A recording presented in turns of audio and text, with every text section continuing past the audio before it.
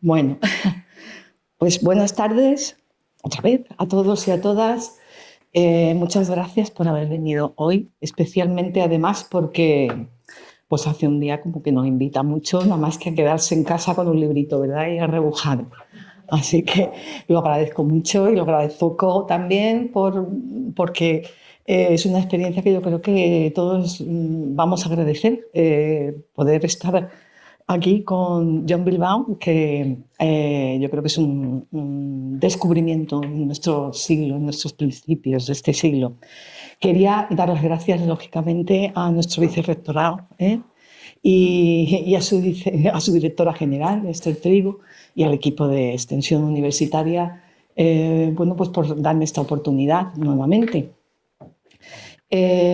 Yo siempre la primera presencia literaria en la que participé era un entorno sin mesa, ¿no? Y todos así en horizontal. Yo como que me encontraba más apropiado para conversar, porque yo estoy segura de que aquí, si estáis hoy aquí, es porque muchos de vosotros, permíteme que os llame tú, habéis leído a John Bilbao.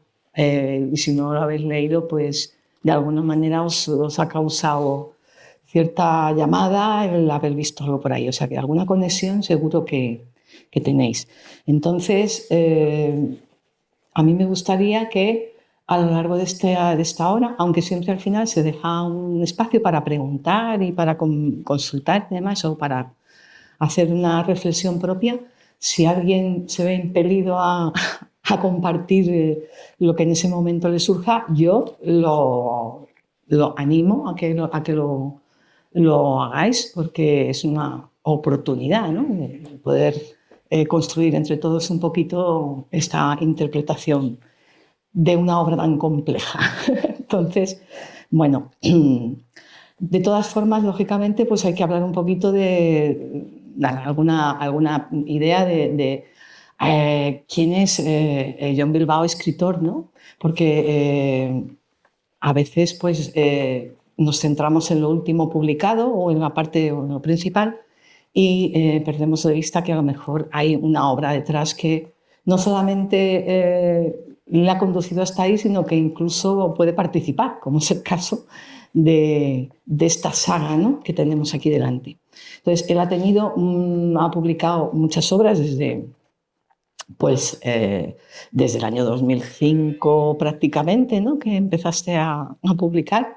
Y además con mucho éxito desde el principio, con sus premios y premios del ojo crítico, pero también a mí me llamaba la atención ese premio de los libreros, porque además, bueno, de los libreros de Asturias, que es de donde es John, que es asturiano, y me llamaba la atención porque los libreros son, pues, lógicamente, esos primeros mediadores que tiene la literatura con el público, y si tienes a los mediadores principales, primarios, no principales, pero sí primarios, ¿verdad?, pues están absolutamente devotos y entregados, o sea, porque despierta pasiones realmente la literatura de John, pues es un premio más que enorme. Yo creo que es muy importante y supongo que le tendrá mucho cariño a ese premio. Sí. Sí, sin duda.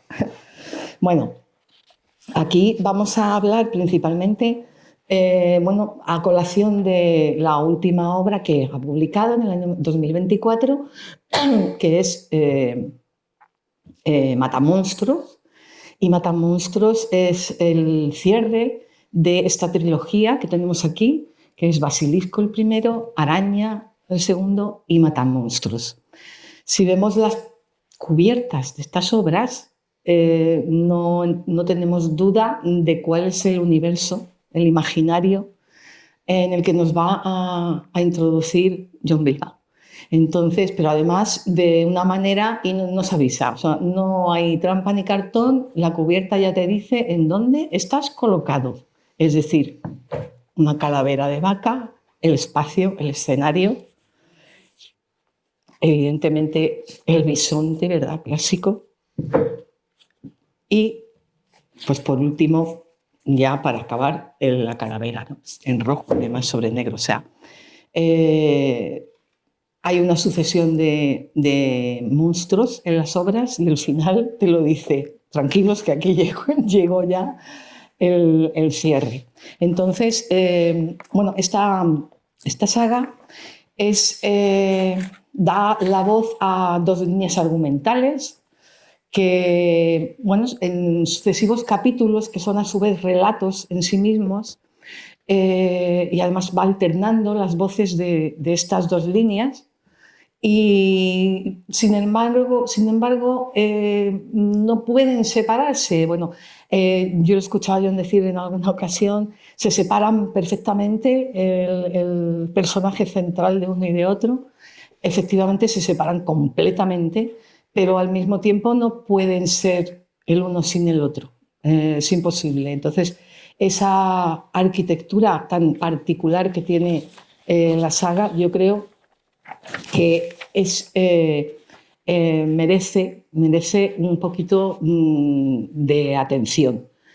Yo quería decir que a mí me llamó la atención que lo que siempre aparece en todas partes, en todas las reseñas editoriales de revistas, de tal, las dos líneas que aparecen primero es John Bilbao, Ribadesella, 1972, ingeniero de minas por la Universidad de Oviedo y licenciado en Filología Inglesa. Y yo cuando acabo su lectura, yo digo, si es que aquí está contenido John Bilbao en toda la escritura. Dice, esa frase a mí no deja de antojárseme como una síntesis de las dualidades que encontramos en la saga, absoluta y total.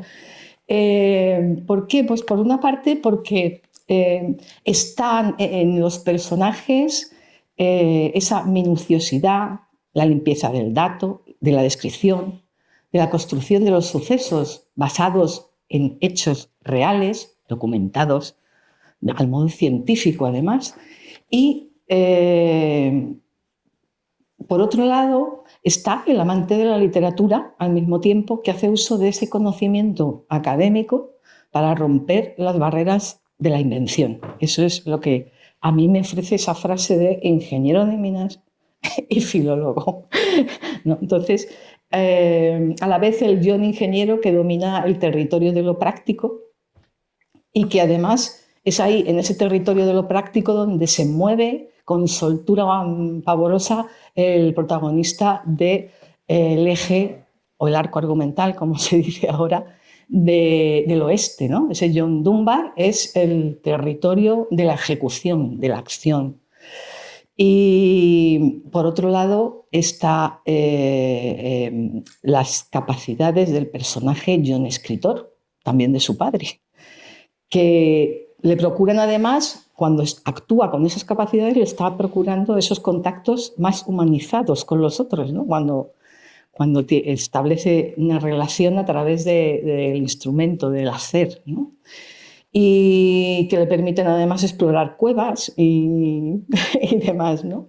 Y por otro lado está también en esa parte de la filología inglesa, pues la activación de la imaginación, de esos mundos fantásticos que conviven con los físicos y conforman la realidad de los personajes.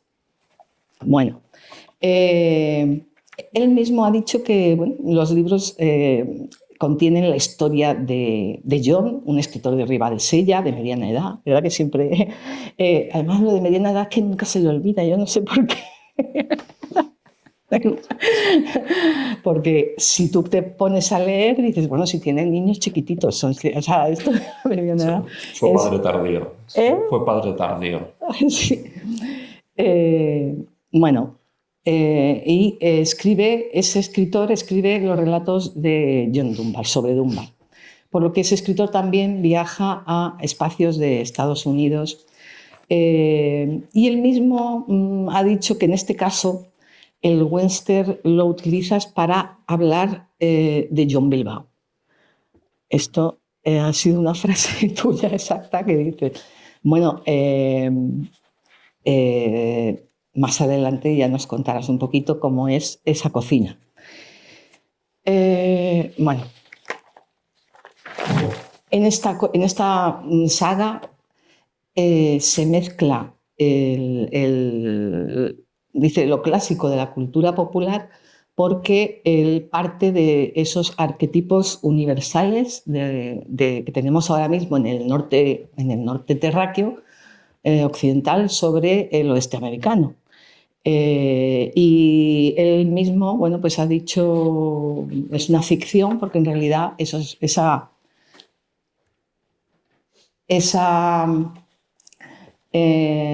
oeste, tal como lo tenemos todos en nuestro colectivo imaginario, no existió nunca.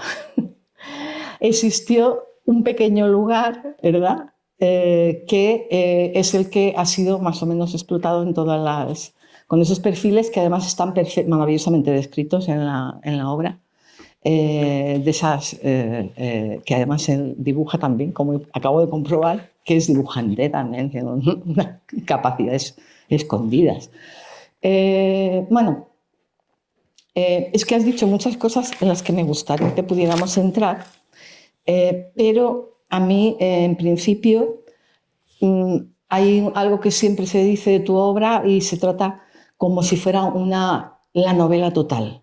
Novela total porque de pronto dicen, no, es que maneja el género western, el género fantástico, la novela contemporánea, incluso posmoderna, y la novela cinematográfica, y además todo eso es un ejercicio pues, metaliterario, ¿no?, que nos ofrece muchísimo. Bueno, entonces la primera pregunta es ¿de dónde surge este arco narrativo y también los arrestos para acometerlo?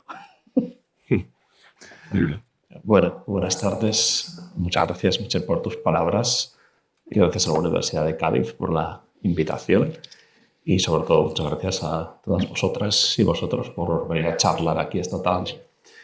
¿De dónde surge esto? Pues en primer lugar, quizá de saldar una cuenta pendiente con la infancia. Si soy sincero, esa fue la motivación primera. Yo siempre he sido muy aficionado al género del oeste, una afición que surgió en la infancia y que con los años se ha ido incrementando y ampliando incluso. Así que cuando ya llevaba varios libros publicados me dije, bueno, ¿por qué no pruebas tú a hacer algo propio, ¿no?, a que esa afición no se limite al consumo, no sea algo pasivo, sino que dé el salto a la parte creativa? Y esto podría parecer sencillo, ¿no?, simplemente, venga, te sientas y escribes, pero antes de llegar a eso me tuve que dar permiso a mí mismo a varios niveles, ¿no? Yo no pensaba que iba a escribir 3 libros, ni siquiera uno. O sea, lo que me planteé inicialmente fue escribir un relato del oeste, a ver qué tal me sentía. O sea, no a ver si quedaba bien, mal, no, a ver qué tal me sentía yo escribiéndolo. Porque una cosa es aquello con lo que tú disfrutas leyendo y otra cosa es aquello con lo que disfrutas escribiendo.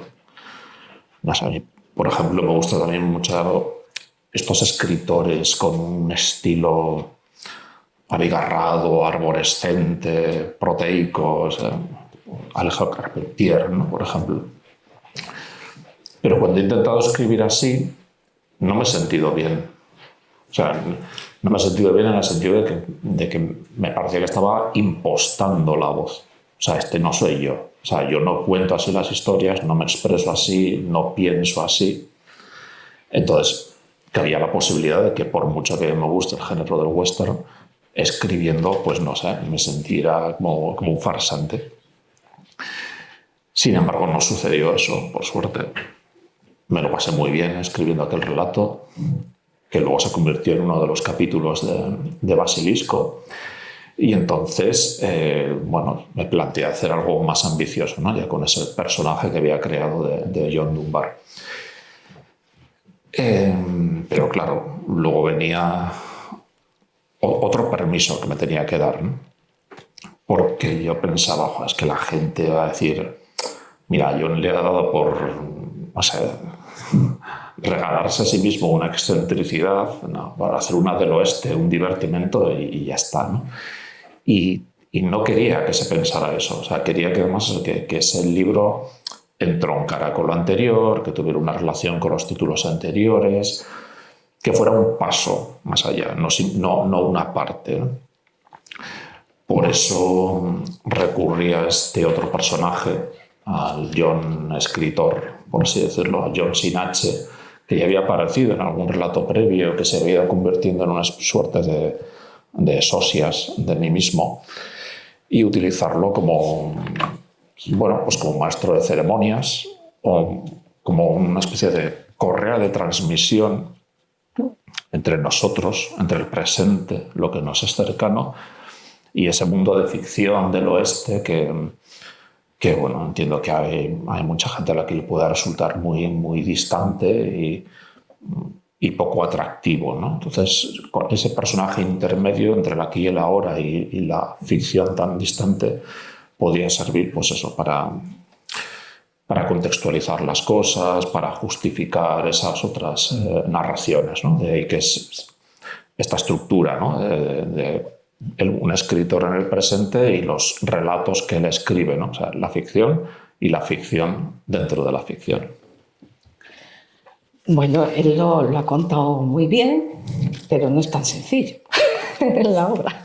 Bueno, esa es la versión resumida. Quiero decir, sencillo, no es tan sencillo no porque sea complicado, sino porque es complejo. Es decir, no se trata, para quien no lo haya leído, claro, de dos voces únicas, sino que hay una reflexión sobre la escritura, sobre el escritor, y la escritura y la lectura son además unos ejes que atraviesan toda la saga. Y dentro de esa escritura es que yo tenía por aquí, que lo puedo recordar, John Dunbar, hay un momento en la novela que eclosiona dentro del escritor. Es que el viaje que hace, que propone además, es al revés. O sea, normalmente siempre es que el escritor baja, no, es que aquí sube el personaje y sube a ese escritor que está escribiendo sobre John Dunbar y que no es tampoco John el escritor personaje, sino que es un escritor intermedio. Luego aparece ese otro escritor. También aparece, no quiero, otra perspectiva de la visión sobre la historia de Dunbar, que es también un escritor en paralelo en el oeste que está reelaborando las historias que se venden en el este y que llegan al final al oeste en su época, en la época de John Dunbar, y en el oeste. Y también está una nueva visión desde la creación literaria, que es la del teatro también. O sea, es que hay ahí como un caleidoscopio de la función del escritor, que no es, por eso decía, no es tan sencillo, no es el escritor sin más que se observa y se relata a sí mismo escribiendo, sino se enfrenta a que el ser humano es complejo. A mí cuando has dicho que te has dado permiso, creo que te has dado permiso, a mí se me ha iluminado, porque digo, es que yo creo que cuando tú dices a lo que yo aspiro que sea la literatura por encima de todo, es un espacio de libertad. Uh-huh. Desde mi punto de vista, o como lectora, no es una aspiración, es un sello tuyo, un sello que además, o sea, un sello como es para el que yo creo que también te has tenido que a lo mejor que dar permiso, porque hay unos ejercicios en tu obra que no solamente es la libertad del ejercicio íntimo de la escritura, de que da la impresión de que, bueno, voy a ser, yo es que estoy aquí y el resto no le compete lo que yo estoy haciendo y yo tomo las decisiones, sino que además es una libertad que contiene y que se refleja en la propia dinámica de la obra. Es decir, a ver si yo soy capaz de explicarme. Como lectora, me has dado la libertad de situarme en un espacio que no necesito generar expectativa ninguna, porque ya muy pronto empieza a sorprenderte. Nunca las cosas van por donde se supone que van a ir, o donde, bueno, ese imaginario que tenemos nos podría anunciar que puede ir, y siempre te sorprende constantemente y de muchas formas. Y eso yo he experimentado, como en pocas ocasiones, una relajación leyendo. Relajación en el sentido de me entrego al disfrute de forma plena. No necesito estar yo elucubrando porque me está entregando esa libertad de liberarme de yo ejercer mi poder intelectivo para descifrar en el inmediato. Entonces, a mí yo te lo agradezco muchísimo porque y yo creo que ha sido el verdadero impulso a seguir leyendo y que no puedes dejar de leer hasta que terminas lo que ha publicado.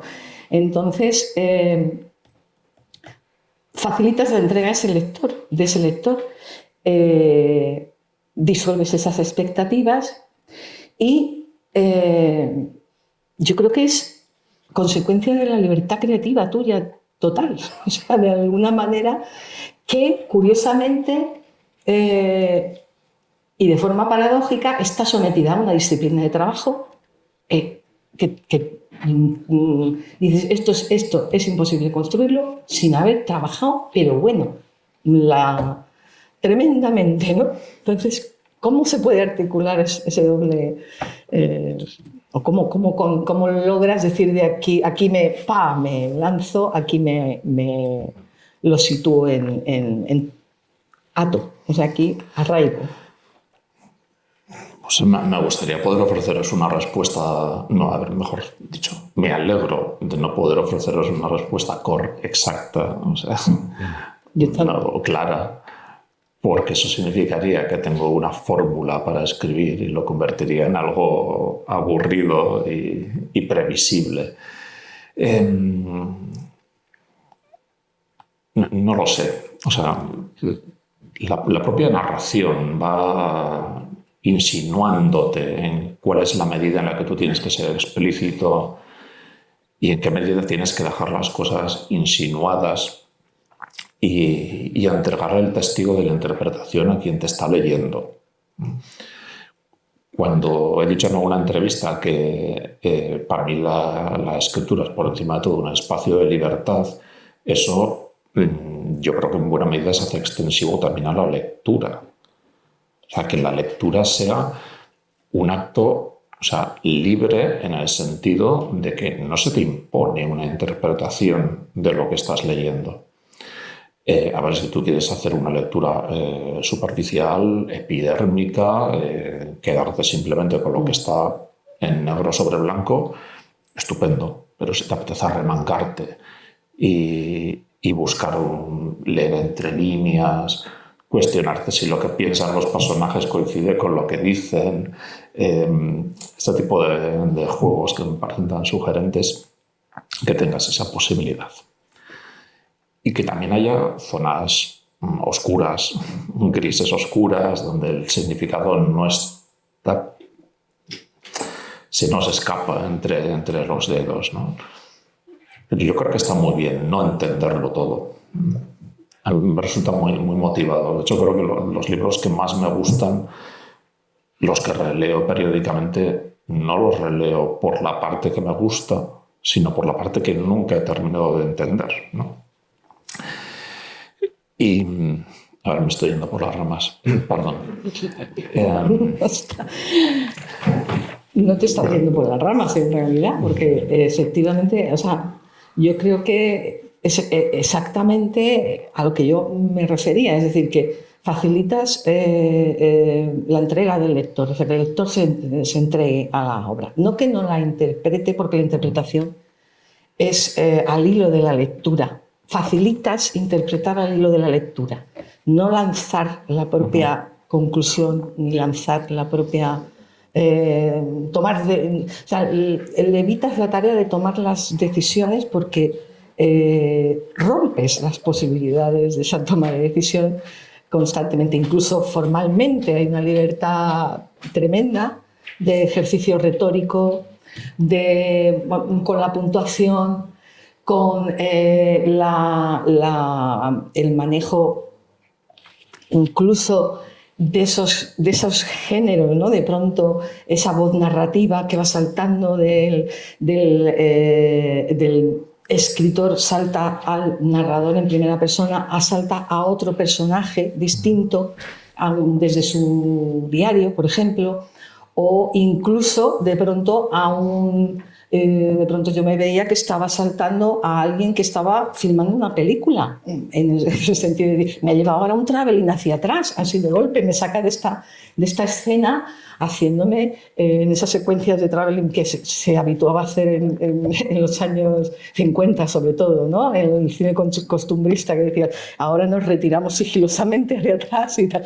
Y dices, ¿dónde estoy ahora? No, estoy en otra. Entonces todo esto hace que estés disfrutando tanto ir pegado a esa lectura que no necesitas estar elucubrando, es decir, me está conduciendo y me estoy dejando querer por esta obra, ¿no? Ahora, bien es cierto que la afectividad por la obra no es que esté ligada a la afectividad por los personajes. A mí, ¿por qué? Porque lógicamente ambos personajes tienen cualidades muy similares, otras que no, pero hay cualidades que son parejas porque parece que se afrontan situaciones de ciertas mismas maneras, ¿no? El aislamiento, por ejemplo, es una característica de ambos, de retirarse, no ser demasiado expresivo tampoco, no tener grandes apegos, aunque luego, claro, hay un descubrimiento que no vamos a destripar de la potencia que van evolucionando sus personajes, ¿no? Y van adquiriendo esa capacidad de apegarse al otro y el reconocimiento de esos aspectos irresueltos, ¿no? También en ellos. Pero claro, te lo devuelven en un escenario, lo que le va pasando a John Dunbar, a John escritor, está afectando todo el tiempo a John Dunbar y a la evolución de John Dunbar en el oeste, pero también viceversa. O sea, es toda una retroalimentación constante entre ambos. Y resulta que es que John Dunbar nos lo sitúa en el primer libro, nos lo sitúa en ese marco que es el estereotipo.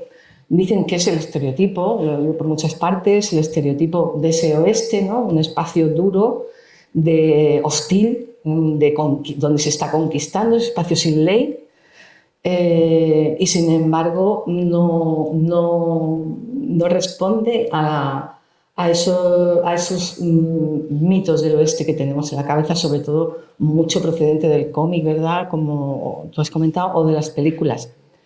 Pero es curioso, no tienen ningún pudor en extremar la acción en los actos de crueldad muy bien orquestados, muy bien alimentados por todos los elementos. No hay nada ahí que desencaje, y llegan a una dureza impresionante en distintos aspectos. Esto no está en las películas del oeste, para nada. Es extremadamente duro y dices, bueno, está en el espacio ese de las fronteras, ¿no? Digo de las fronteras porque parece que el escenario más bien es el itinerario, ¿no? De frontera en frontera. Pero sin embargo, a mí me ayudó mucho, y no lo he oído por ningún lado, me ayudó mucho en la lectura y avanzar e incluso a empatizar desde el principio con los personajes, con todos los personajes, pues una dedicatoria que hay aquí al principio, que dice: la sensación que tenemos de fracaso y de que nos equivocamos en nuestros juicios, y ese debatirnos entre la culpa y la vergüenza, eso es porque somos seres humanos. Así que intenta recordar solo una cosa: no fue culpa tuya. Y esto lo dice el personaje, Alain Lemay, ¿verdad?, de Centauros del Desierto. La película que a mí, en cuanto lo vi, dije, bueno, ya me ha resituado totalmente, porque es una de las películas del oeste que se sale del marco habitual de las películas del oeste, del héroe, de John Wayne, etc. O sea, si de entrada reconocemos a Clint Eastwood, por ejemplo, en este personaje, que llega y que es irreversible las decisiones que toma, es el líder, allí donde se sitúa con sus más de 2 metros, John Dunbar, y de pronto estás en el marco de como que están sometidos a ese espacio y esas condiciones del tiempo y de la historia de ese momento. Bueno, a ver, lo que le sucede a John Dunbar en realidad es que está sometido a las normas de la ficción, ¿no? No sé si ha quedado claro hasta ahora, pero estas dos líneas narrativas que tienen estos libros no son independientes, ¿no?, sino que son una especie de juego de espejos deformantes, ¿no? El escritor escribe sobre el oeste, pero vuelca sus anhelos, sus frustraciones, sus deseos en esas ficciones, ¿no? Es el John escritor, cuando empieza esta serie de libros, pues bueno, no está en un buen momento vital. Bueno, un momento reconocible por muchos, con un matrimonio que no termina de carburar, o mejor dicho, que está empezando a fallar, con niños pequeños, bueno, un poco desnortado. Y lo que hace es reflexionar sobre eso de la mejor o de la única forma que sabe, que es a través de la ficción. Y escoge un género a priori inopinado, ¿no? O sea, el western, una ficción, muy ficción para entendernos. Y cuando digo muy ficción, un género que se asocia erróneamente con la evasión, con el escapismo. Y sin embargo él lo utiliza para hacer una suerte de reflexión sobre sí mismo, ¿no? De ahí que lo que sucede en la línea del presente encuentre un reflejo deformado en la línea del pasado, ¿no?, en el western. Y aquí aprovecho para mencionar que, o sea, una pequeña espina que tengo clavada con la promoción de todos estos libros es que a menudo se incide en el aspecto de que son novelas del oeste. Bueno, no, perdona. En el mejor de los casos son novelas del oeste al 50%. Y a ver, yo lo entiendo, ¿no?, que es lo que está en las portadas, que es lo más llamativo, que es lo más atípico. Sin embargo, la parte importante es la del presente. O sea, si hay un juego de acción-reacción a lo largo de estos libros, la acción siempre está en el presente y la reacción está, o sea, no en el pasado, sino la acción está en la ficción y la reacción está en la ficción dentro de la ficción, ¿no? O por decirlo de otra forma, si en estos libros eliminamos toda la parte del oeste, el resto funcionaría. Hombre, a lo mejor cojearía un poco, pero estaría justificado. Pero si nos quedamos solamente con lo del oeste, no del todo, ¿no? O sea, donde se ponen los temas sobre la mesa es en lo más cercano, ¿no? Y eso está hecho de forma muy intencionada, ¿no? Porque así quien lo lea, bueno, no sé si puede empatizar, pero bueno, puede comprender mucho más fácilmente de qué estamos hablando. Y luego la parte del oeste es la reflexión, es el juego, es la evasión, ¿no?, es la reelaboración, ¿no?, es el divertimento, es el alivio, ¿no? Por eso en parte me he permitido, es una ficción más profunda, más distante a nosotros, ¿no? Por eso me he permitido, por ejemplo, esos momentos de violencia, que rara vez tienen reflejo en las pantallas, ¿no? En el cine, en la cultura popular, porque esa distancia que media entre nosotros, lectores, y esa ficción dentro de una ficción nos alivia, ¿no? Es facilita la asimilación de esa violencia, de esa rudeza de este mundo del oeste, que, a ver, también hay que mencionarlo. No he pretendido plasmar el Estados Unidos en la segunda mitad del siglo XIX tal y como era, ni muchísimo menos. Ese fue otro de los permisos que me tuve que conceder a mí mismo. Porque una cosa que tenía muy clara era que toda la parte del oeste no quería que pareciera de cartón piedra. Que los lectores no pensaran, este tío se ha visto unas cuantas películas del oeste, ha hecho un refrito de situaciones, personajes, lugares comunes y venga, lo he puesto sobre el papel. No, quería transmitir una impresión de fisicidad, de veracidad, que fuera una narración sensorial. Entonces lo que hice fue documentarme. Y claro, cuando te documentas sobre el oeste, te encuentras con lo que has mencionado antes, ¿no? Que todo esto que forma parte del imaginario colectivo, de paisajes, bueno, los paisajes sí, pero situaciones, personajes, el indio bueno, el indio malo, el sheriff, la cabaretera, el robo al tren, no existió. Bueno, no existió. Lo que nosotros hemos asimilado son exageraciones y generalizaciones de hechos sumamente aislados y concretos, ¿no? Pero claro, si te quedas al 100% con la documentación, con el aspecto histórico, vas a descolocar a los lectores. Este no es el oeste que a mí me habían contado, ¿no? Entonces, había que tomar una decisión. A ver, meter en la coctelera una parte de documentación histórica y otra de referencias a la cultura popular. Y eso lo vi claro desde el principio, ¿no?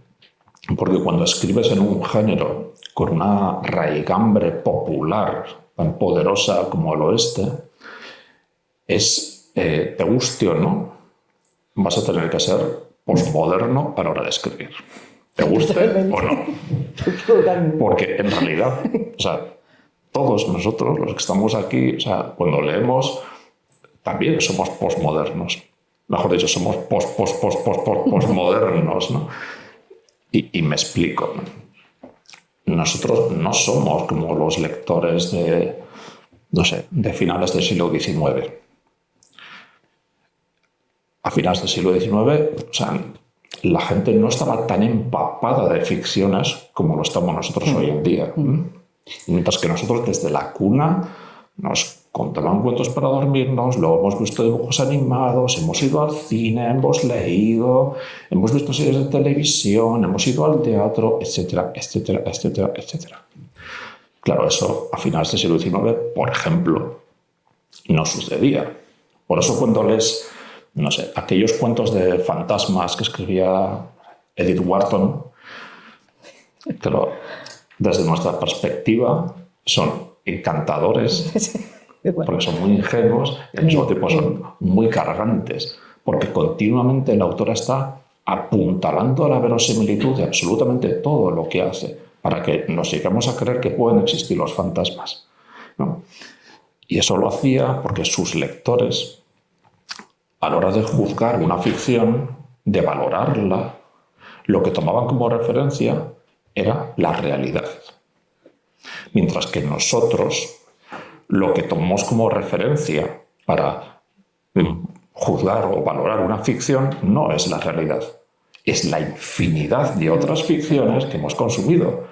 Y entonces ya sabemos que los fantasmas no existen. Yo quiero pasármelo bien con una historia de fantasmas, no te pongas a explicármelo. Yo quiero ver el fantasma en acción, ¿no? Con eso me refiero, con que somos postmodernos. Y precisamente por tener todo ese pozo de ficciones del que ni siquiera somos conscientes en muchos casos. Por eso vi claro que no me podía ceñir al 100% a a la documentación histórica, sino que tenía que casi hacer un reparto del 50-50% con referencias a la cultura popular.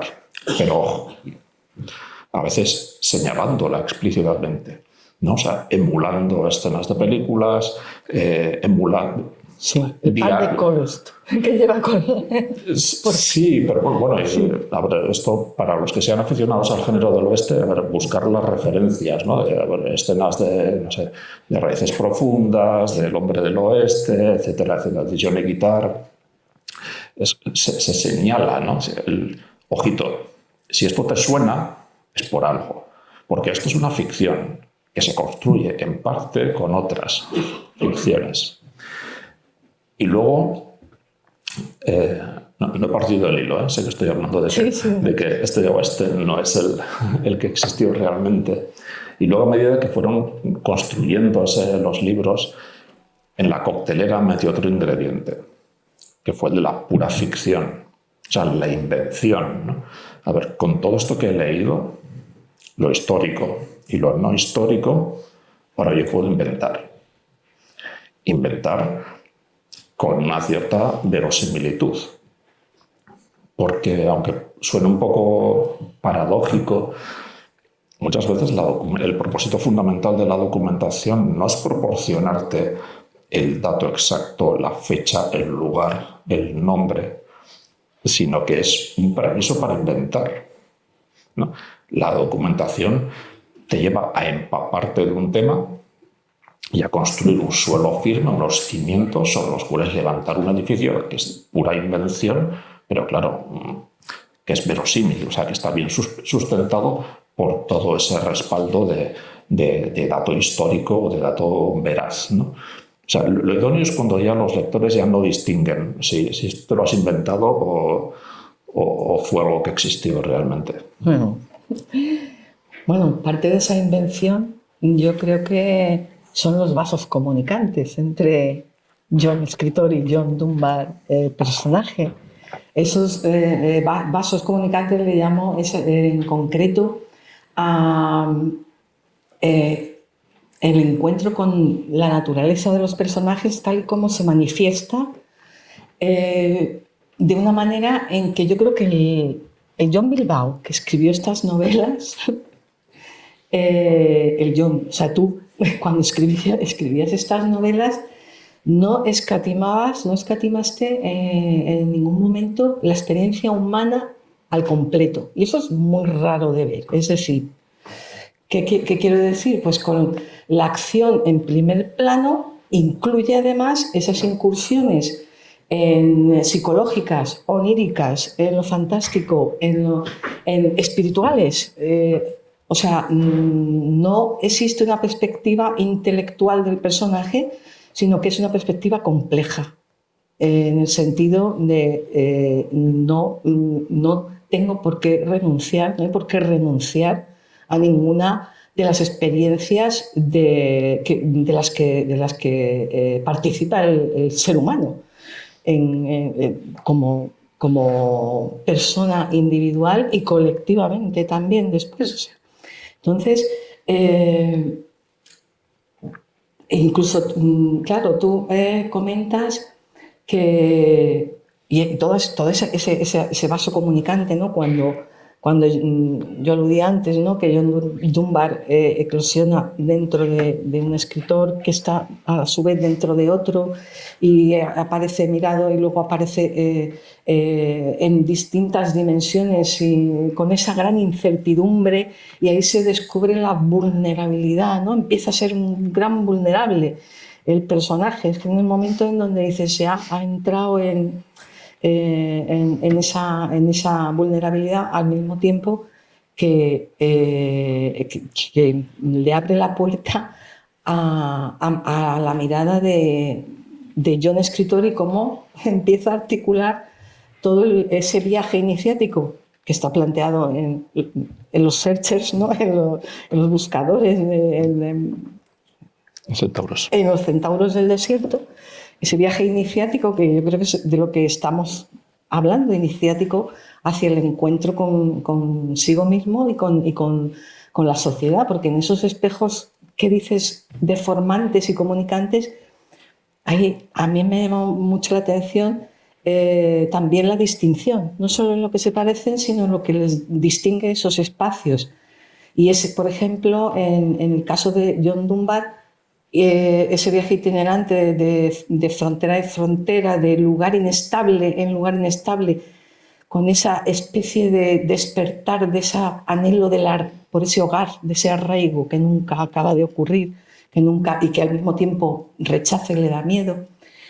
Y sin embargo, ahí, en ese viaje por el oeste, va acompañado de grupos. Siempre hay una serie de grupos desde el principio. Son equipos, el equipo de exploradores, ¿no? Es de los primeros, el equipo de los que ríen, que es fascinante, lo de los que ríen es increíble, son siempre grupos, ¿no? Los militares, el destacamento militar, la tribu, siempre grupos, mientras que el escritor se está batiendo persona a persona, generalmente, no tiene esa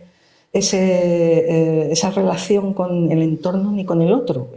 Ahí se plantea una articulación que me ha parecido muy, muy sugerente, y muy sugerente para que luego uno diga, bueno, está realmente confrontando, al mismo tiempo que va resolviendo esa sanación. El John escritor, también parece confrontar o afrontar, decir, bueno, es que entonces las cosas, estoy hablando del personaje, no del autor, el personaje, afrontar ese pasado también con un anhelo del colectivo, ¿no? Todos son colectividades, todos son grupos que se necesitan para la supervivencia. Y ahora estoy solo. En el siglo que estoy viviendo no me puedo acercar a un colectivo, y entonces por eso es yo quién soy frente a esos, quién sería frente a esos colectivos. Dice, pues yo me tengo que resolver como John Dunbar, no como... Y esa búsqueda también, que es curioso porque buscando así información y tal, pues dice, bueno, una mujer lo entrevista, también otra mujer lectora participa en un espacio muy querido por ti, de Asturias. No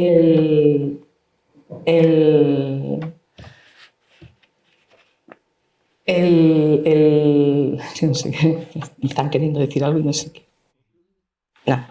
En ese lugar donde te dicen, bueno, es un relato, yo quiero romper también la lanza, como hace ella, ¿no? Por decir que el imaginario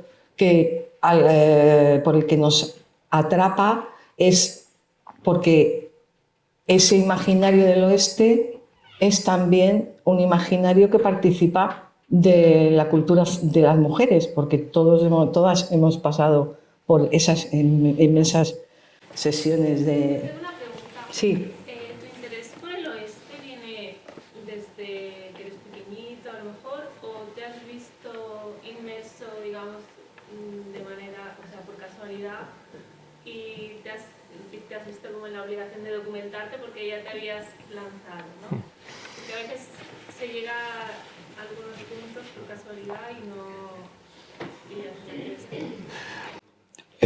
No, la afición procede de la infancia, pero, a ver, aunque suene un poco pedante, como que se ha sofisticado, ¿no? con los años. Y, o sea, cuando era pequeño me gustaba del oeste lo que le gusta a la mayoría, ¿no? O sea, estas narraciones tan sencillas, los estereotipos, el personaje protagónico masculino, solitario, resolutivo, parco en palabras, etcétera, etcétera. Y luego, con el tiempo, hasta llegar a día de hoy, lo que más me interesa son precisamente los western más atípicos, ¿no? O sea, los que fuerzan las costuras de la convención y te ofrecen cosas nuevas, ¿no? Y eso es lo que he intentado, ¿no? O sea, no he intentado revolucionar nada, ni muchísimo menos, pero bueno, hacer una aportación personal que, bueno, intentaré dejarla más clara con un ejemplo, ¿no? Yo cuando leía de chaval, no sé, los cómics no sé, los álbumes del Teniente Blueberry o en general cualquier narración con un personaje masculino recurrente, o sea, dígase Tintín o Asterix, me devuelvo Batman, ¿no?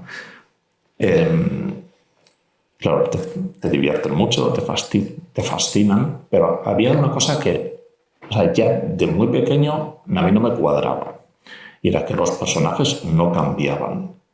O sea, no cambiaban en el sentido de estás viviendo una infinidad de aventuras y de experiencias arrebatadoras, pero esto no te deja ninguna huella. O sea, Tintín, al final de cada álbum, es exactamente el mismo que en la página 1, ¿no? Luego está la cuestión de que no envejecen, ¿no? También era bastante desconcertante, pero bueno, esto de que la vida no les deja huella, ¿no? Y yo me propuse eso, cambiarlo, o sea, no incurrir en ese error, entre comillas. Por eso, cuando John Dunbar aparece hace su primera aparición, su entrada en escena en Basilisco, responde al arquetipo. A ver, es que es un estereotipo ambulante, ¿no? Es un tío muy alto, barbudo, muy físico, poco verbal, cero cerebral, que no tiene reparos en recurrir a la violencia para resolver las cosas, que no se liga con nadie. A ver, o sea, es imposible empatizar con él porque linda con la abstracción, por no decir con la ridiculez. Y lo que sucede es que a él sí que le van dejando huellas sus experiencias, y sus experiencias sobre todo consisten en tratar con personas diferentes a él.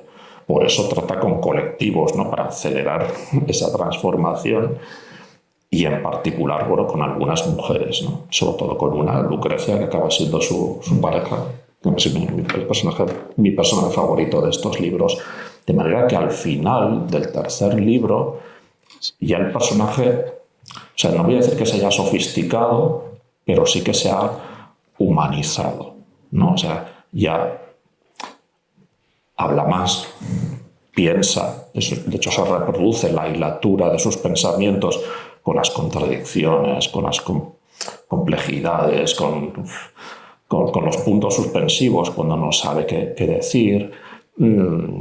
Se enfrenta a situaciones que para nosotros pueden ser más o menos el día a día, pero para alguien como él, que viene del arquetipo, son absolutamente inopinadas.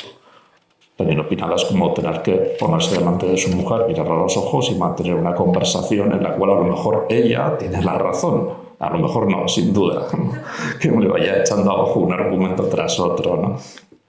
El que lo resolvía todo apretando el gatillo, pues mira, si es una cuestión verbal, no lo sabes hacer. Por eso, a lo largo de estos libros, estos dos personajes protagonistas no se mantienen a la misma distancia, ¿no? Sino que se van acercando. Al principio de estos libros, el John escritor, bueno, pues está en un mal momento, tiene una serie de problemas, y él no se siente pertrechado emocional, físicamente, no se siente lo bastante hombre como para afrontarlos. Y entonces, para reflexionar sobre ello, como he dicho antes, recurre a la única estrategia que conoce, que es la ficción. Y se crea un alter ego, que es este John Dunbar, que es supuestamente más hombre que él. Pero a lo largo de estas reflexiones, realizadas a través de la ficción, digamos que los dos van aprendiendo, ¿no? El John escritor se da cuenta de que, bueno, sus problemas no son tan graves, va ganando sosiego, va ganando paz, reconoce, aprende lo que es el amor como fuerza purificadora, y todo eso también se lo va transmitiendo a su personaje, ¿no? De manera que poquito a poco se van acercando. O sea, no es que se confundan, no es que sean el mismo, pero bueno, se van acercando. Y respecto a lo de la presencia femenina, es algo gradual en los libros, ¿no? Cada uno de los tres libros, digamos que tiene sus temas preponderantes, y el primero era la masculinidad. Y recuerdo que cuando entregué el libro a la editorial, no sabías cómo lo iban a recibir. Fue como cuando dejas una bomba de relojería y te vas de puntillas, ¿no? Porque una de las dudas que tenía era que me parecía un libro muy de tíos. Un rollo de tíos, hablando de tíos, con sus cosas, ¿no? Hasta que a mí me aburría.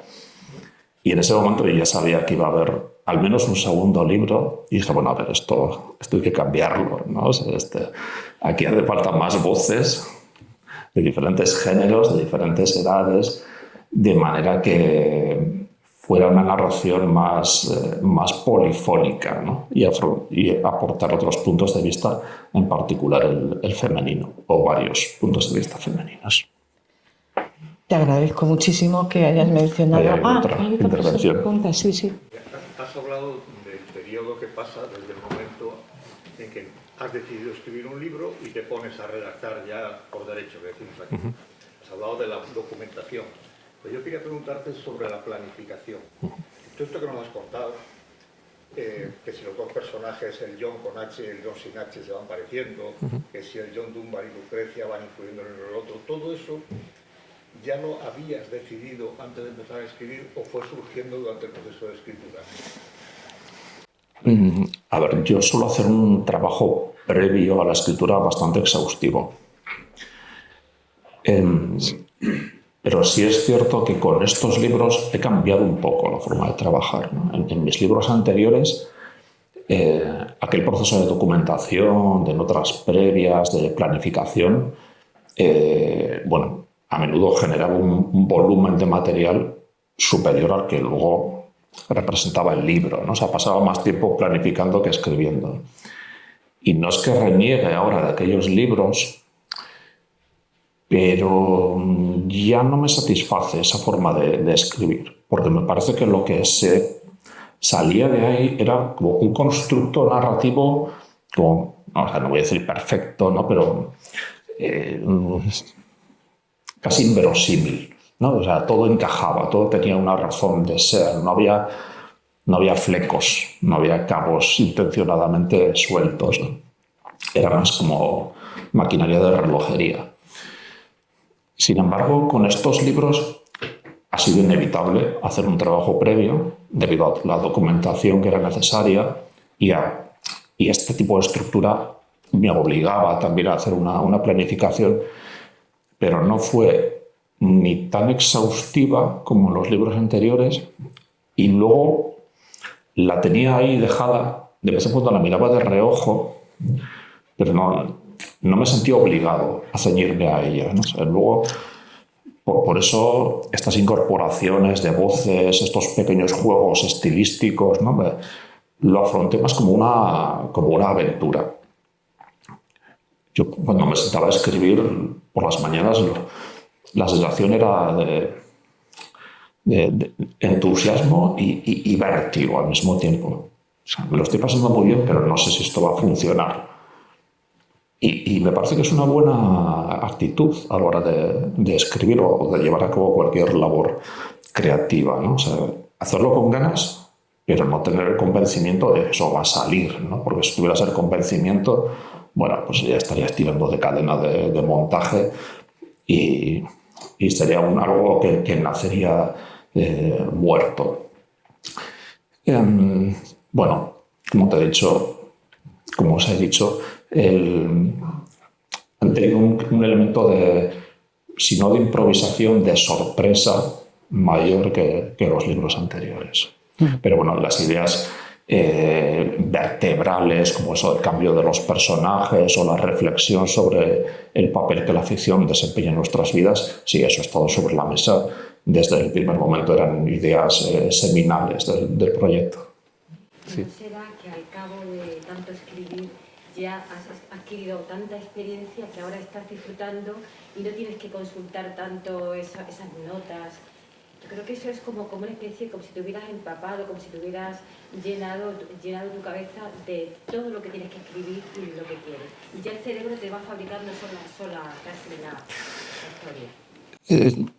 Sí, seguramente algo de eso hay, ¿no? Es como cuando aprendes a conducir y eso de pisar el embrague y cambiar las marchas y mirar por el retrovisor te parece súper complicado y luego al cabo de unos años lo haces sin darte cuenta, ¿no? Pero no solo eso. O sea, no es simplemente una cuestión de oficio, sino, a ver, ¿cómo lo expreso? También un deseo de jugar, si no de entregarme, pero sí de jugar con esa parte irracional del proceso creativo. Porque por mucho que planifiques, luego hay cosas que haces a las que no les encuentras, o ideas que se te ocurren a las que no les encuentras una explicación. ¿Por qué sí? ¿Qué función narrativa desempeña esto? Sin embargo, las vísceras te dicen, ya, pero ponlo. Sí, que esto funciona. O haz que el personaje diga esto. Ya, pero se me escapa un poco el sentido, ¿no? Pero en conjunto funciona, ¿no? O sea, entregarte a la narración por la narración, ¿no? O sea, no una especie de sudoku literario donde todo encaje, ¿no? Y aceptar, bueno, un poco lo que os he dicho antes, ¿no? Que no se tiene que entender al 100% por la sencilla razón de que yo, algunos de los temas que estoy manejando, no los entiendo tampoco al 100%. O sea, a mí me gusta mucho una cita de Amos Oz, del escritor israelí, que dice que cuando tiene las cosas claras sobre algún tema, escribe un ensayo. Y cuando no las tiene claras, escribe una novela. O sea, yo creo que no escribir un ensayo jamás, ¿no? Porque no tengo las ideas suficientemente claras sobre nada, ¿no? Sin embargo, una de las cosas maravillosas que te permite la novela es eso, es que la narración puede albergar rincones oscuros, ¿no? Donde se refugien todas esas partes que tú no terminas de entender y que al mismo tiempo no creo que sean defectos en la narración. De hecho, creo que insuflan vida a la narración, ¿no? Porque en esos puntos quien te lee puede poner de su parte, puede jugar, puede construir parte del significado, puede hacer algo que a mí me parece muy bonito, que es que la escritura sea en sí también un acto creativo, o sea, no simplemente consumir algo que ha hecho alguien más, sino que tú también estás creando parte de ese libro. Muchas gracias por confiar tu saber hacer, la presencia literaria en realidad. Te quería preguntar, entonces, ¿piensas que el escritor, sea del género que sea, piensa que va a poner algo porque funciona? Me ha parecido oírtelo decir. A ver. Por ejemplo, lo voy a complicar más. Un poeta puede pensar, voy a poner esto porque funciona. No me atrevo a hacer valoraciones sobre el proceso de creación poética porque se me escapó un poco, pero en la narrativa, a ver, sí que hay una serie de convenciones de la narrativa, de estrategias, de herramientas, no solamente aplicables a la literatura, sino a la narrativa de ficción en general, o sea, que le funcionaban a Homero y por las que se rigen las series de televisión que seguimos viendo a día de hoy, con las cuales tú puedes construir, son piezas con las cuales puedes construir una narración. Y si depositas una de esas piezas es porque desempeña una función y tú eres muy consciente, ¿no? Vale, cómo dosificas la información, cómo introduces a los personajes, cómo se expresa cada personaje, qué narrador eliges, qué cambios de narrador puedes hacer, etcétera, etcétera, etcétera. Pero a veces el instinto te lleva a modificar una de esas convenciones narrativas, a saltártela, a utilizarla de una forma que se escapa de lo habitual, y yo mismo a veces no sé racionalizar por qué lo hago, pero sin embargo, no sé, la experiencia, el oficio, algo subjetivo me dice que eso funciona. A eso me refería. Sí. ¿Y cuándo sabes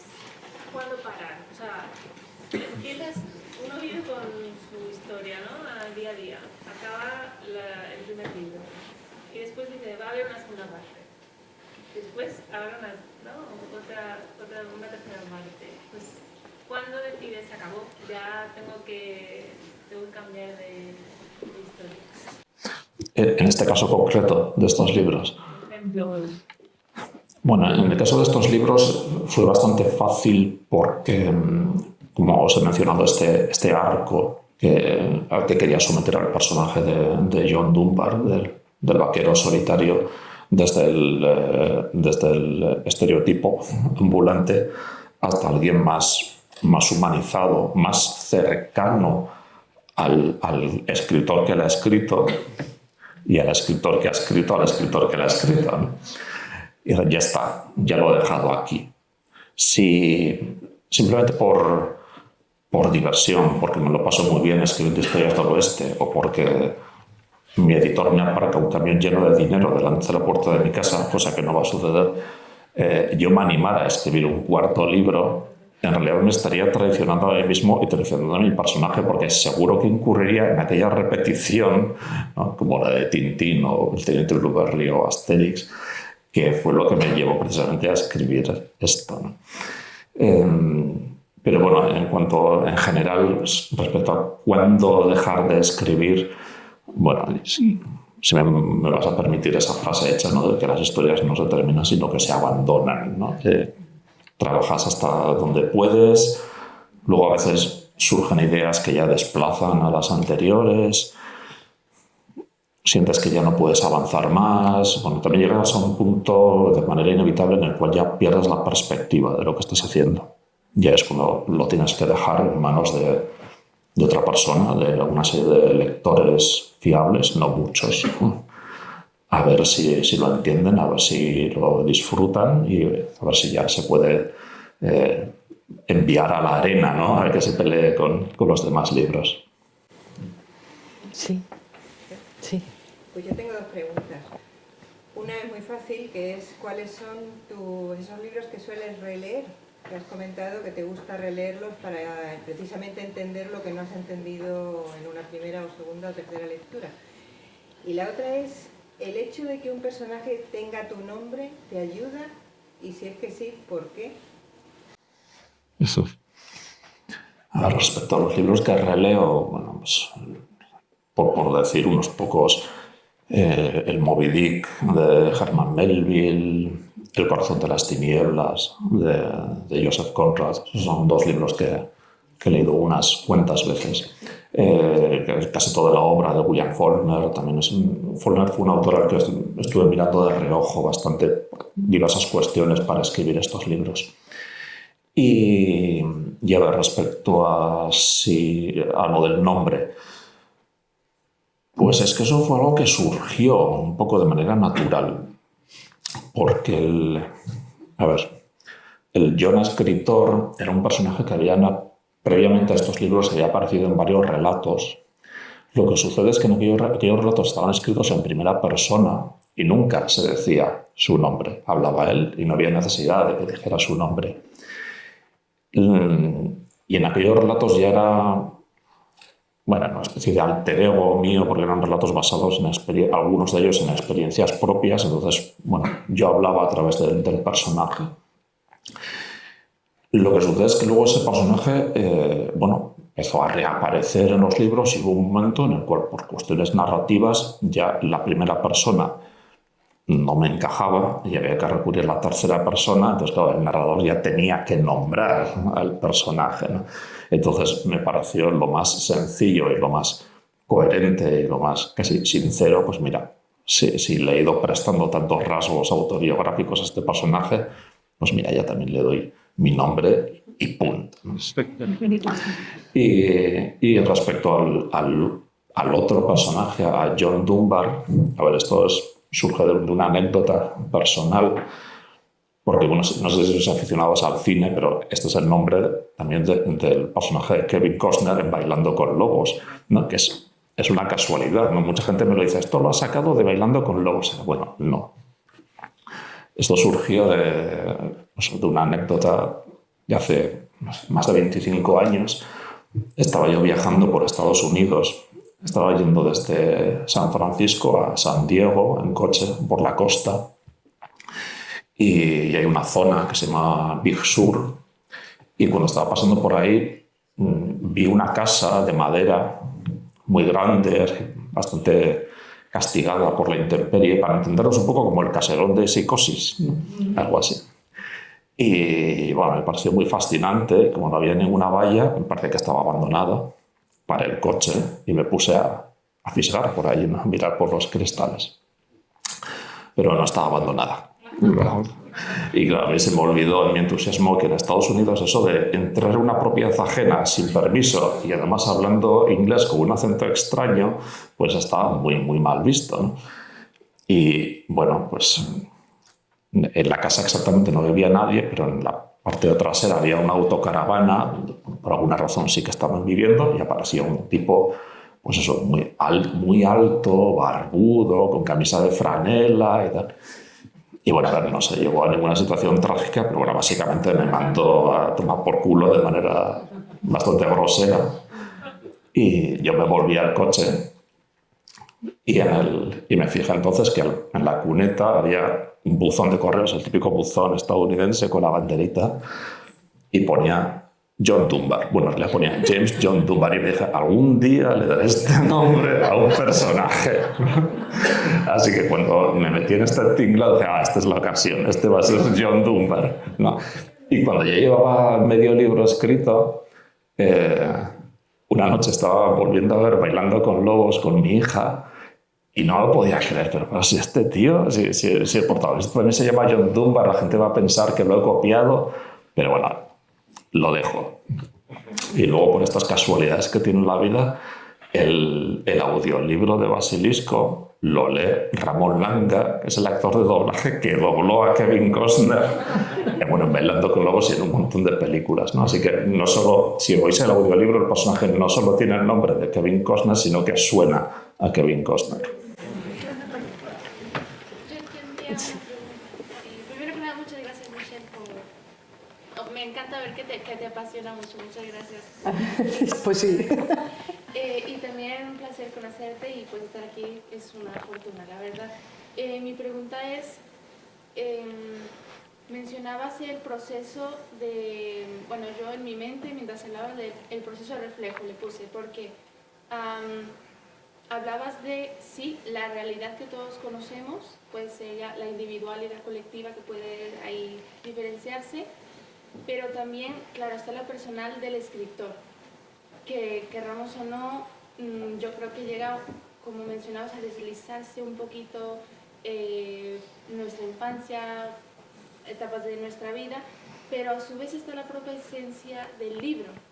No puede ser totalmente lo que conocemos individual y colectivamente, ni tampoco lo que somos nosotros, porque yo creo que incluso el 100% de nosotros es trabajo nuestro a lo largo de nuestra vida, ir trabajándolo. Entonces, ese proceso reflejo, ¿cómo, a lo mejor es una pregunta, no lo sé, cómo llevas a cabo ese viaje del escritor para compaginar esos tres reflejos, esas tres realidades y crear dentro de tu mundo, otorgarle esa lógica tan rica e inmersiva sin que se diga de, esto es ser escritor y esto es el común cotidiano, sino esto es el mundo, que a su vez se refleja a lo que conocemos. No sé si lo planteé bien.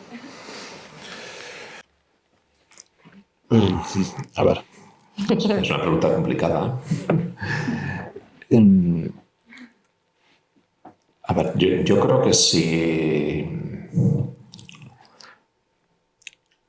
eso lo hicieras de manera intencionada, racional, medida, quiero decir, depositar en tu narración, digamos que partes de optimismo, partes de verdad, ¿no? Para insuflarle vida, no funcionaría. Yo creo que tiene que ser algo intrínseco a la motivación de la escritura. A ver, algo que me suelen decir a menudo respecto de estos libros o una etiqueta que se les pone a menudo es lo de la autoficción, ¿no? A ver, yo creo que cualquier obra de ficción sincera, es decir, escrita con verdadera voluntad, tiene algo de autoficción. Porque lo que me insufla vida es que que haya una intención por parte de quien escribe, un interés, ¿no? Y ese interés, esa intención surge de ti mismo y de las personas que tienes a tu alrededor, ¿no? Y eso va a ser, eso se entremezcla, ¿no? con esas convenciones narrativas de las que hemos hablado, y es lo que puede hacer que nos lleguemos a olvidar de que estamos leyendo una ficción, ¿no? No sé, si de nuevo alguien más me aparcara un camión lleno de dinero en la puerta y me dijera, ¿por qué no escribes una historia sobre, no sé, vampiros adolescentes que van al instituto? Cosa que no tiene nada que ver conmigo. A lo mejor tirando de oficio, ¿no? Podría hacerlo, ¿no? Pero para mí estaría muerto. Porque yo no habría puesto nada de mí. Porque la motivación no surge de mí, ¿no? Sino que ha sido algo ajeno, ¿no? Comprado, ¿no? Que no tiene nada que ver con mis intereses, con mis motivaciones. Bueno, John, has comentado que Lucrecia es tu personaje favorito. Yo no había querido entrar porque me dan, la verdad que al venir a estas presencias, el miedo que yo tenía era, querría hablar de tantísimas cosas con John, de tantos aspectos de su obra, pero por cualquiera que entre puedo destripar tranquilamente, reventar esa sorpresa, ¿no? Y eso yo no quería que ocurriera porque, bueno, en realidad creo que es algo que es un regalo que nos haces a todos, ¿no? Entonces, sí que me gustaría, porque yo le pedí a John, digo, yo me gustaría que leyeras algo, que escucháramos tu voz, que tú seleccionaras algo para leer, unos párrafos que no reventaran nada,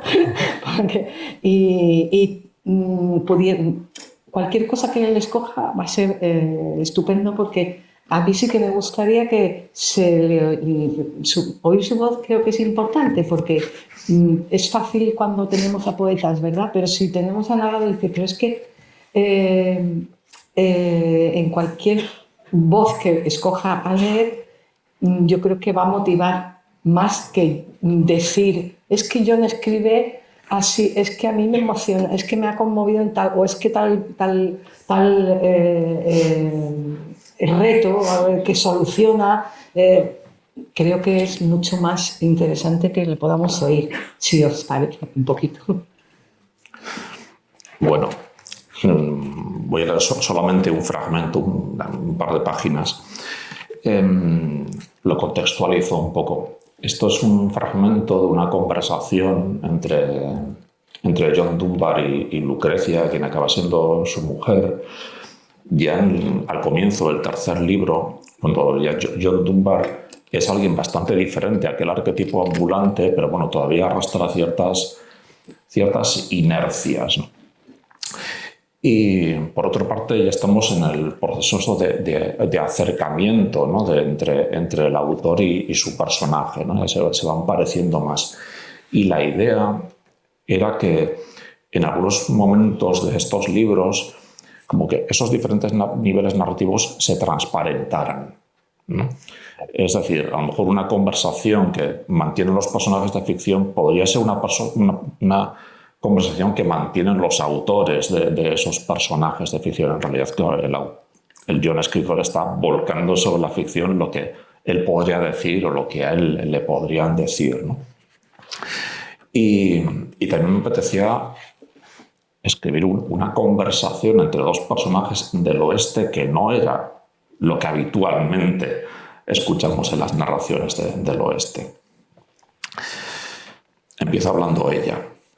A ver, perdón que me he perdido.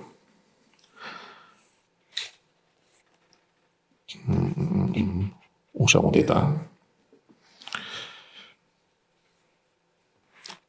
¿Puedes explicarme, John, ¿Por qué tus sueños, tus fantasías son siempre menos felices que la realidad que habitas? Lo deseable, lo benéfico, ¿no es ansiar algo mejor que lo que tenemos? ¿Por qué tú has de interpretarlo como un vaticinio del desastre, como el prefacio de una historia calamitosa? Tu imaginación es más peligrosa que cualquier indio. Es una fuerza magnética y oscura que te arrastra a lo fantástico, hacia lo imposible, hacia tramas demasiado complicadas, hacia creer que las cosas son más complejas de lo que en realidad son. Y ella aún continuó. Se diría que contra tu imaginación nada puede la realidad, incapaz de desvelar la carencia de pretexto de todas esas fabulaciones, y más incapaces aún son las palabras que yo te dedico, que para ti siempre van seguidas de un pero mudo. Te quiero, pero deseo pasar el resto de mi vida a tu lado, pero soy muy feliz de tener una hija contigo, pero porque no te crees merecedor del cariño que recibes, de tu ración de bienestar. Y ella aún continuó, ahora con vacilación, bajando la mirada a las manos de John que sostenía entre las suyas.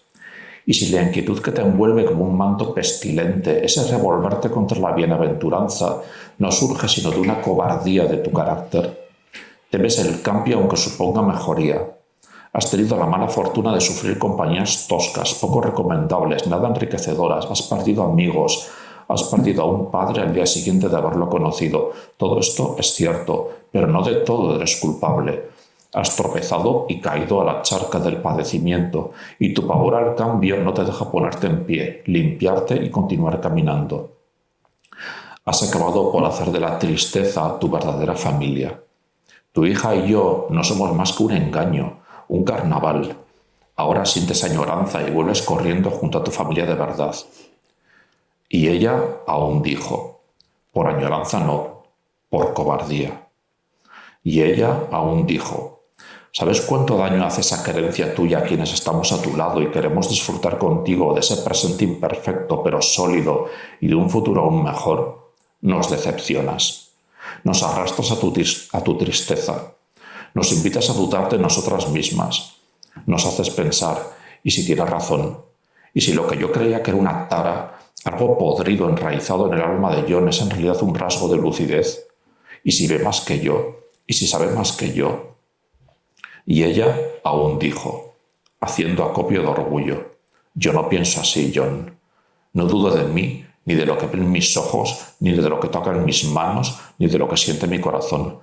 Y te hago saber que nunca llegaré a hacerlo. Daré todos los pasos necesarios con tal de no dudar de mí misma, porque si dudara tan profunda y largamente como tú me invitas a hacerlo, me convertiría en nada. Gracias.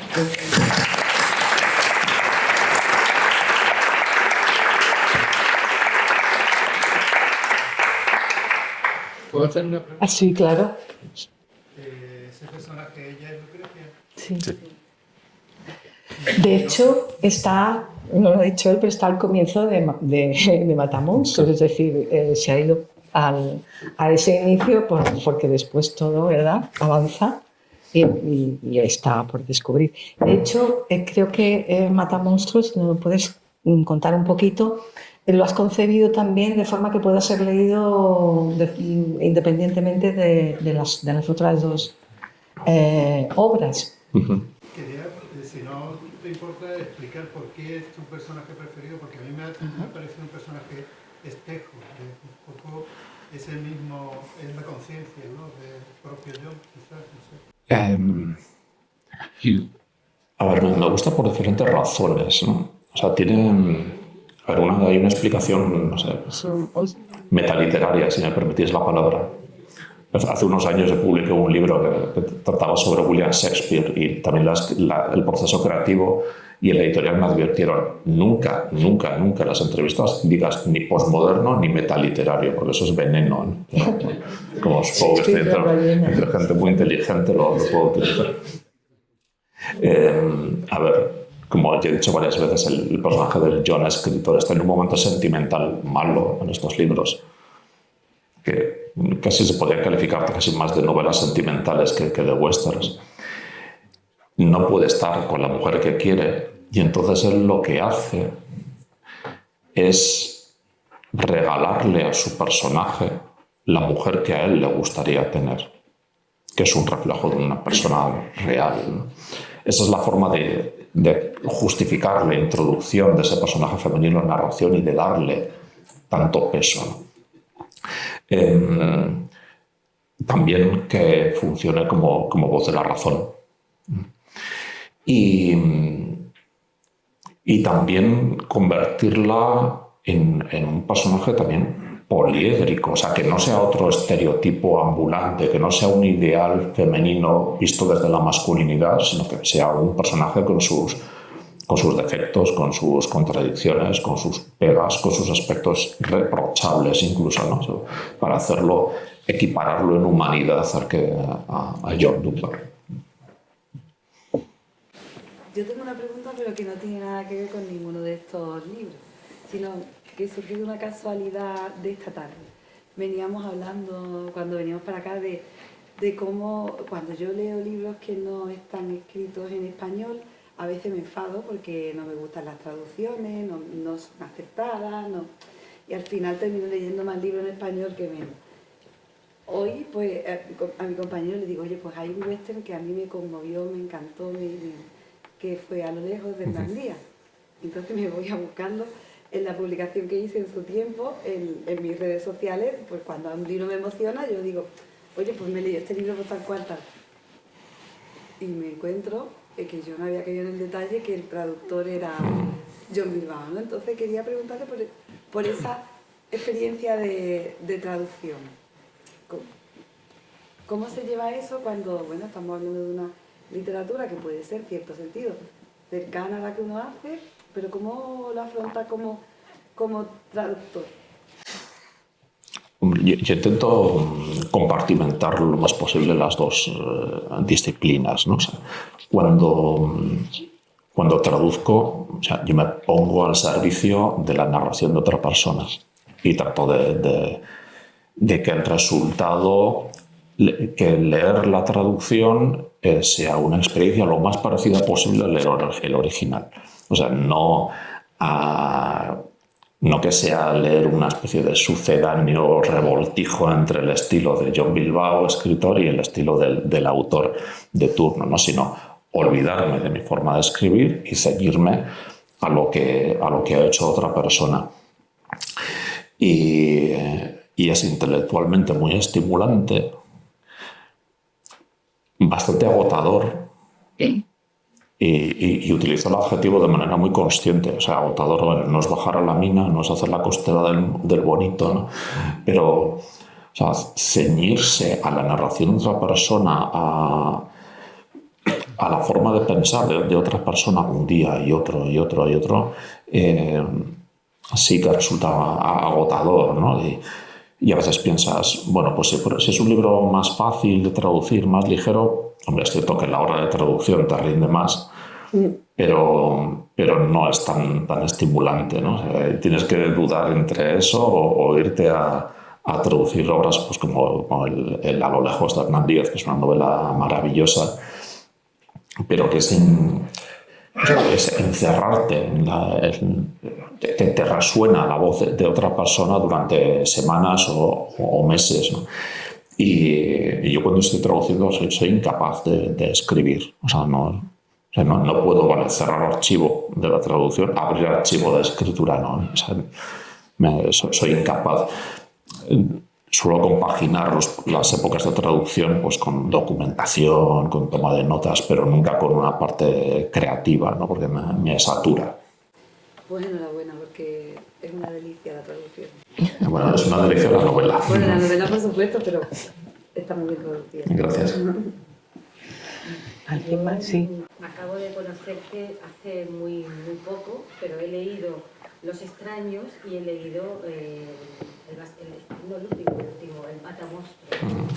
Pero ya me he hecho una idea de quién eres, porque es que tú estás en todos los libros. Eres tú. Te adivino en todo lo que dices, en todo lo que... Me parece que haces muy bien en desarrollar tu vida, o sea, la autoficción que estabas diciendo antes. Me gusta muchísimo cómo desarrollas tu propia vida, tus propios problemas, y los has metido en una historia del oeste, pero además no tiene nada que ver con Marcial Lafuente ni todas esas, ni las películas que hemos visto, ni te lo has contado muy bien, o sea que... Bueno, yo el escritor no soy yo, ¿eh? O sea, se parece, ¿no? Pero no, o sea, no son libros autobiográficos, ¿no? Pero sí acudes a... Sí. O sea, no son autobiográficos, pero mi madre se pone muy nerviosa cuando los lee. Ese era uno de los permisos, reconócelo. Sí, sí. Sí. Bueno, creo que nos están haciendo señales por ahí, ¿no? de que terminando. A mí no me gustaría dejar pasar la oportunidad de agradecerte que hayas venido aquí esta tarde a compartir con todos nosotros y nosotras tu experiencia como escritor y tu visión. Yo quería agradecerte también personalmente porque he disfrutado mucho de la lectura de tus libros, y en concreto de la trilogía. Voy por la mitad de Mata Monstruos, lo he disfrutado tremendamente. Para mí, he de confesarte que no ha sido una lectura fácil, que entre John Dunbar, John el escritor, y John Bilbao me habéis puesto en situaciones a veces.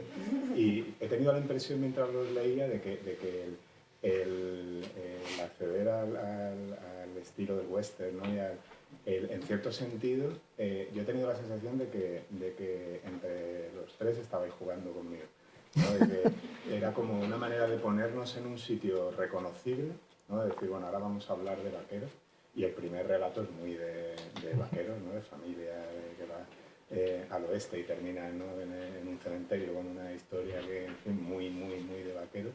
Y yo he tenido en todo el trayecto que llevo leyendo de la trilogía la sensación de que llegaba a un sitio reconocible y que en cuanto llegaba me sacabais.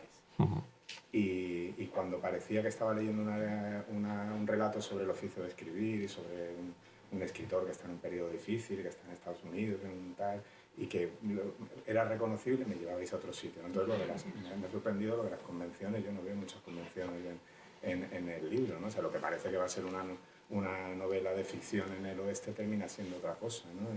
Y para mí, ya digo, ha sido muy gratificante leerlo y lo he disfrutado mucho, pero no ha sido sencillo. Y lo que más me ha gustado es eso, precisamente, ¿no? El hecho de luego, bueno, comentas que tu afición por el western viene de más, y ya, bueno, me desmonta esa teoría de que querías jugar conmigo, ¿no? Pero en cierto sentido lo he vivido así, ¿no? Como que nos llevas a territorios que nosotros podemos empezar a pensar que son reconocibles, y cuando está terminando el relato decimos, pues, no tenía nada que ver, no siempre hay algo distinto, algo inaccesible, ¿no? Y cómo van conectando los relatos de ambas partes, ¿no? Que yo creo que es interesante. Nada, ¿no? Simplemente no es ninguna pregunta, es únicamente darte las gracias, que todas las incomodidades leyendo se han hecho. Gracias a ti, entonces. Yo también te quería dar las gracias por haber... ¿Tenéis alguna pregunta? ¿Alguien? Sí, allí. Hola, buenas tardes. Yo quiero hacer una pregunta fácil. ¿Qué está leyendo ahora? ¿Qué estoy leyendo ahora? Pues he empezado en el avión un ensayo que se titula Al oeste del Edén, no al este, sino al oeste del Edén, de una escritora estadounidense que se llama Jane Easton, que es una especie de historia de la ciudad de Los Ángeles, pero centrándose en 5 familias importantes de Los Ángeles, dedicadas unas al petróleo, otras al cine. O sea, de manera que esas 5 familias sean una suerte de metonimia del desarrollo de la ciudad de Los Ángeles a lo largo del siglo XX. Y me está gustando mucho. Bueno, yo la última ya es dos aspectos. ¿Te han propuesto o te has propuesto traducirte el inglés para que te lean allí, en Colorado, en Utah? ¿Traducirme yo a mí mismo? No. Qué horror, no. ¿Te han propuesto publicarte allí en Estados Unidos? Sí, Basilisco está en fase de traducción ahora mismo, sí. ¿Te apetece ver qué pasa un poquito? Sí, o en este momento yo ya tengo la cabeza puesta en otras cosas. No. En el momento que el libro está terminado, procuro olvidarme de ello y paso a otro. Creo que vas a recuperar algunos personajes. John Dunbar no lo vas a recuperar. De momento no. pero otros sí. No Algunos quiero otros sí. decir, creo que de los dos, a lo mejor, ámbitos, ¿no? Tal vez. No quiero decir nada mal. O sea que podemos volver a recobrar. Y también esa mirada hacia atrás, porque como bien ella decía, pues los extraños están aquí también. Y también hay otras obras, ¿verdad? No hemos aludido a un montón de referentes y de la intertextualidad, que a quien le guste conectar con un montón de lugares comunes también está plagado de alusiones literarias y cinematográficas, como él dice, para ayudar a viajar en esa obra. Muchísimas gracias. Y yo espero yo creo que todos lo vamos a leer bien, nos voy a dar un momento y espero que nadie se quede sin querer comentar nada. Bueno, pues muchísimas gracias a todos. Hasta otra ocasión.